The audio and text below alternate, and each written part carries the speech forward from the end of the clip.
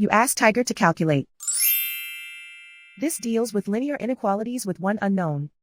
The final result is g greater than 14. Let's solve it step by step. Isolate the g. Divide both sides by -4. Whenever you multiply or divide by a negative, reverse the inequality sign.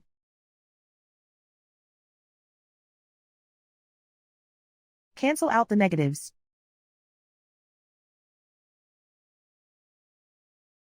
Simplify the fraction.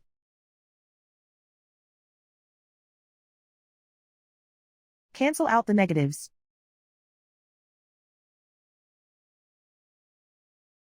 Find the greatest common factor of the numerator and denominator.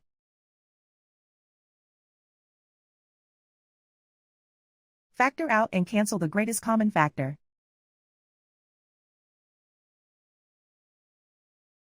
Plot the solution on a coordinate grid. And so the final result is g greater than 14.